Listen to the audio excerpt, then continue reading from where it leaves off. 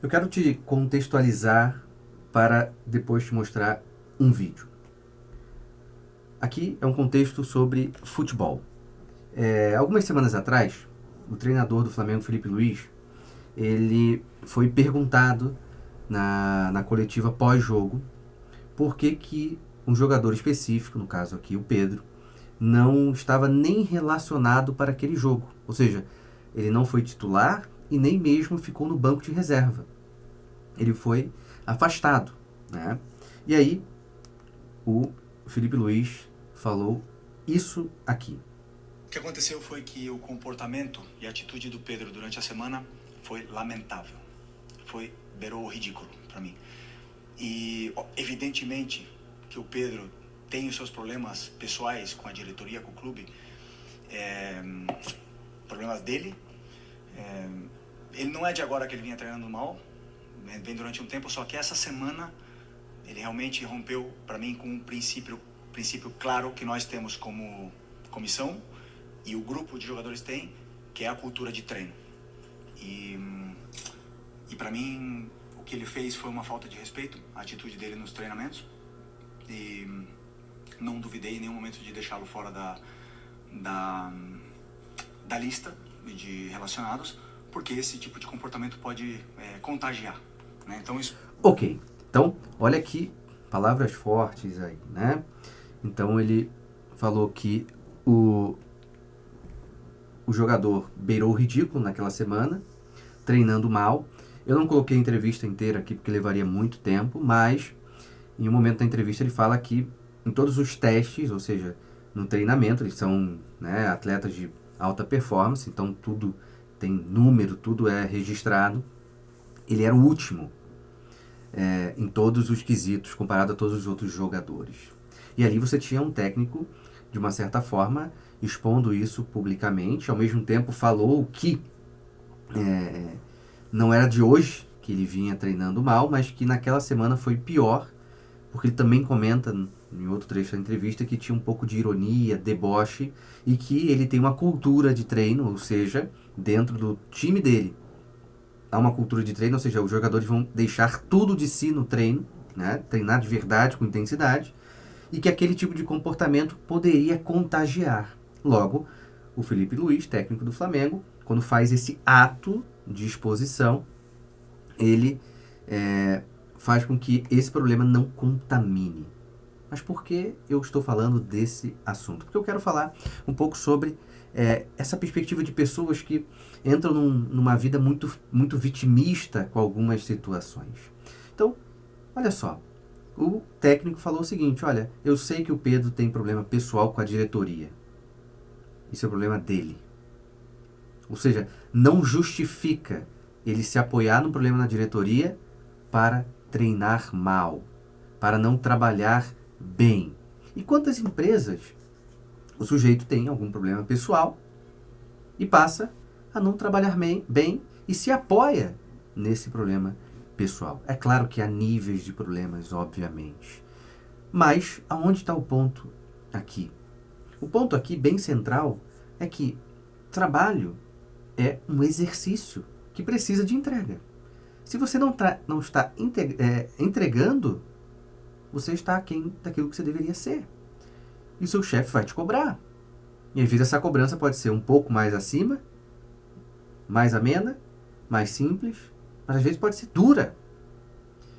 E aí é que muitos profissionais acabam, na hora que estão recebendo essa cobrança justa, porque não estão fazendo por onde, acabam entrando num certo deboche, etc, etc, etc.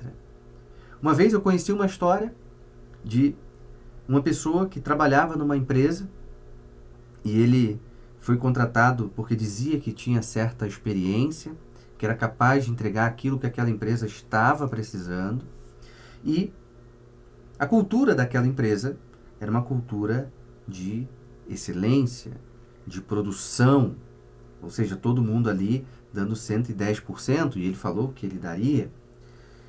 E ele começou a se embolar. E o chefe olhou para ele e falou, olha, eu vou te dar uma outra chance, cara. Eu vou te colocar em um setor somente. Você consegue fazer isso aqui? Consigo. Ou seja, o que o chefe fez com ele? Tirou ele de várias coisas que ele falou que daria conta, mas que não estava dando, e colocou ele em uma única coisa. E aí, ele não performou. Ele novamente estava muito mal. E esse chefe, contando a história para mim, falou que em algum momento sentou com ele e teve que cobrar de uma maneira mais dura, de fato. E ele usou a seguinte frase: ah, pelo menos salve a minha intenção. Imagina, né? O Felipe Luiz, se ele ouvisse o Pedro falando, né? Vou até voltar aqui, né? A frase, né? O que aconteceu foi que o comportamento e a atitude do Pedro durante a semana foi lamentável. Beirou o ridículo. Beirou o ridículo. Imagina, porque esse funcionário, ele provavelmente iria chorar se o chefe dele falasse que ele beirou o ridículo trabalhando. Por mais que esse chefe falou para mim que sim, aquele funcionário trabalhava, fingia que trabalhava, essa era a verdade, né? E aí usou essa frase: salve a minha intenção. Ou seja, ele está dizendo que a minha intenção é boa. Só que as coisas precisam ser feitas. A intenção sozinha não basta. É bom ter boa intenção. Parabéns. Parabéns. Mas se você não está fazendo aquilo que a sua intenção é boa, você está dando um tiro no próprio pé. E ao mesmo tempo, esse funcionário, ele não teve a humildade de aceitar essa crítica, porque ele tinha sempre uma defesa. Ele tinha sempre uma justificativa. Então, eu trouxe esse exemplo aqui do técnico do Flamengo porque a gente não está falando de uma empresinha pequenininha. O Flamengo é uma baita empresa, mundial, né? Podemos colocar assim. Né? Com mais de 100 anos de existência. E aquele técnico, diante da mídia do Brasil, pelo menos, toda atenta a ele, falou, a atitude do Pedro foi lamentável, beirou o ridículo. Se o teu chefe fala isso para você, e ele é um cara de excelência, olha, você tem que ter capacidade de colocar a mão na cabeça, a mão na consciência e ver onde você está errando. E não o oposto, se defender. E hoje, parece que os jovens, eles gostam dessa defesa, né? Então eles abrem blog, eles escrevem no blog a história como se ele fosse a vítima, ele vai fazendo textos sem pé, sem cabeça, com vários conceitos filosóficos mal definidos, que não dizem nada com nada, num texto sem sentido, abstrato pra caramba. Não dá pra ser assim. A vida real precisa de entrega. Entrega mesmo, né?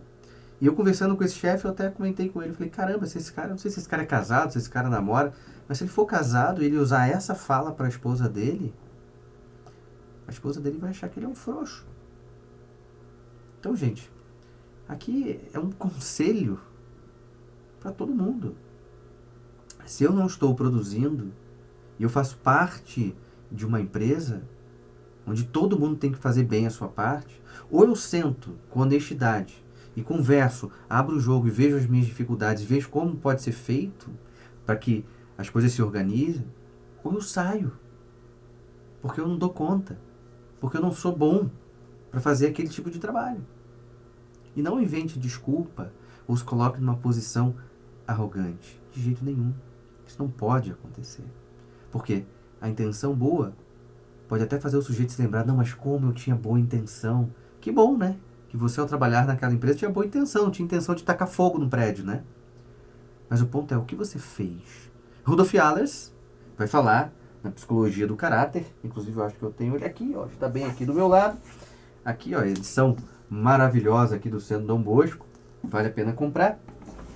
Vai falar como se observa o caráter de alguém. O Allers vai falar diante daquilo que ele faz ou deixa de fazer.